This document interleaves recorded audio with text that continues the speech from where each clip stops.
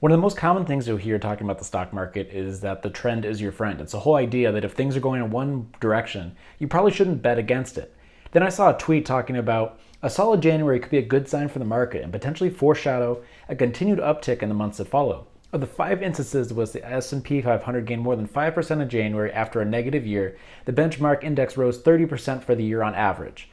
So what does this mean? Should we go all in on stocks right now and just assume that we're going to see the stock market go up, 30% in 2023 because we've had these things happen 5 separate times? Let's talk about it, because the amount of times that I see something where you get some momentum going in the overall stock market and you assume that things are going to continue to go the same way. And you want to take a step back and kind of think, what's gone on? How have we gotten to this point? And should we expect this to continue? Because when you look at the market, the QQQ, which is the tech-heavy NASDAQ ETF, is up 17.27% in the past month after dropping 20% in 2022. So in this video, I wanted to talk about how we got to this point, where stocks were a year ago, kind of the reasoning that we're down so far this year, and how I'm going to play this. Because if you look at some of these headlines that are coming out, we've had one of the best Januaries on record, and the past 5 times we've had these market conditions set up, the market's gone up 30%. But I think it's important to think, are things similar to how they've been in the past, or is this a completely different instance?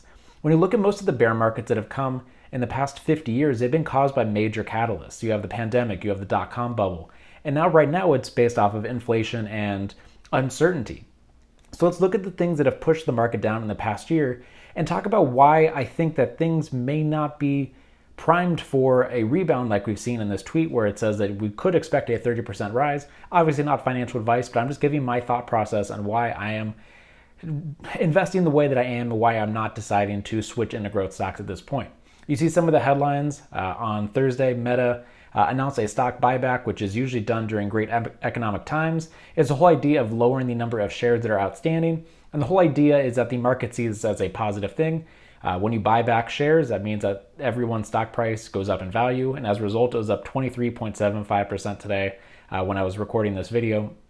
One of the best days that it's had in over a decade. So you see this after some of the negative headlines that have come out from tech stocks in the past couple months with layoffs, revenue problems. Even Meta's earnings report was pretty rough. And you see this and you think maybe the dark days are over.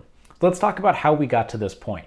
When the pandemic happened, you had the economy came to a complete halt. People don't want to spend any money because the uncertainty is so high. They have no idea what's going to happen in the next weeks, months, years. So people are holding on to money to the point where we saw savings rates sitting at around 30%, which is the highest that we've seen in the past 25 years.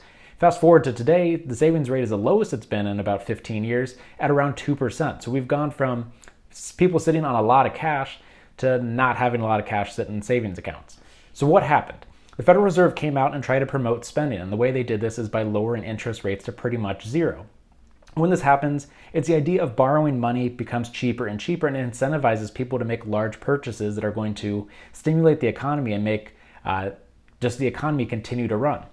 So when we see this, we have a boom in the economy. You have a lot of the metrics that show buying are going crazy. We see stuff like the used car trends. I'll put this up from January of 2020 up until current day. You've seen that they've started to roll over and fall, as we've seen some of the major players like Carvana have some problems recently.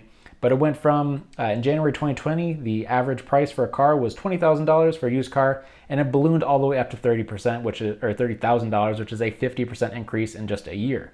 So people were spending a lot of money. I bought a car. I got a fantastic interest rate of 3%, but it was above the valuation that it is currently. And I'm assuming that a lot of people are in similar situations. Then when you look at housing, which is another great way to see how people are spending money on major purchases, you see that the housing prices went up significantly. In the first quarter of 2021, the median house price was around $370,000. And in 2022, that number was up to almost $430,000. So people were trying to spend money on these major life purchases because mortgage rates were historically low. Then you get to the point where interest rates have been so low for so long that inflation is going to start rearing its ugly head. When you have the cost of borrowing so cheap, money is just getting printed at an inflated rate. And now we get to the part where the party has to end eventually. We had an election year in 2020 and 2021.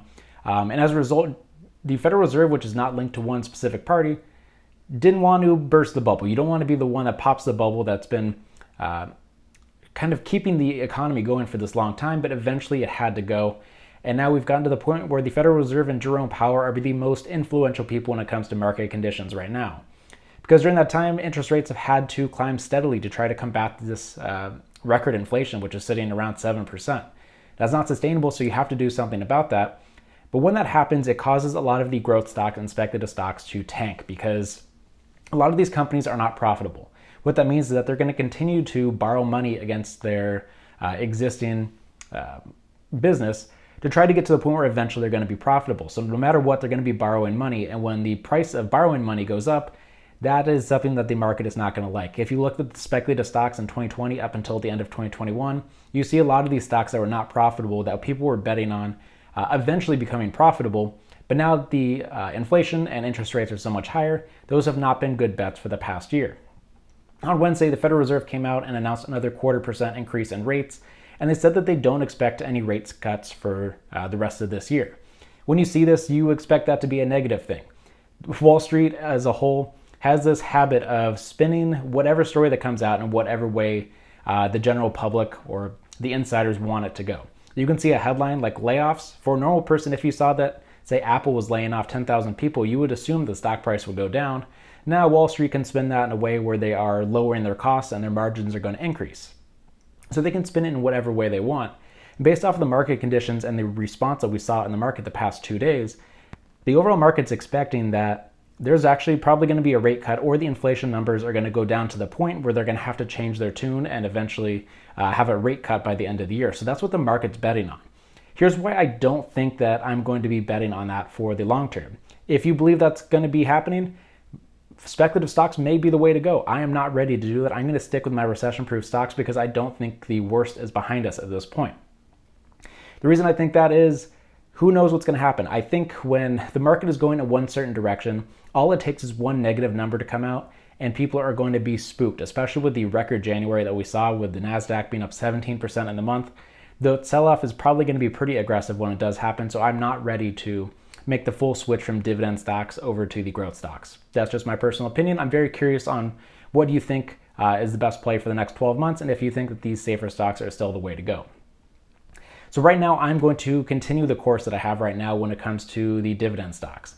These are stocks that do well if the market goes up or it goes down, but it does better when the market goes down because the dividend payout, the yield is going to increase, which means I'm going to be able to buy stocks, my favorite stocks, at a discount. And that's what I've been preaching for the past year. I've been talking about the dividend snowball. I'll link that video up above right now.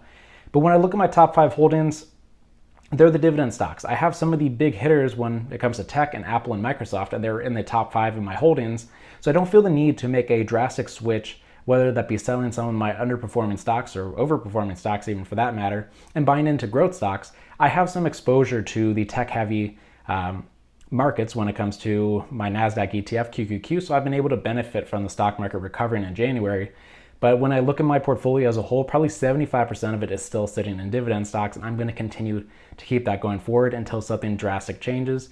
Yes, I may have missed the bottom, but I'm betting on the fact that we're going to have another downturn in 2023 before things recover for good. I'm very curious to hear what you guys have to say about the market conditions and if you think it's ripe for a recovery. Did we see the bottom already? Because historically, when we do see the bottom, stocks rebound aggressively. It's kind of like a slingshot. I've heard it described in many ways. It goes down pretty aggressively. You're pulling it, and when things eventually hit the bottom, it releases and it goes skyward, and the recoveries are very sharp and violent in a good way.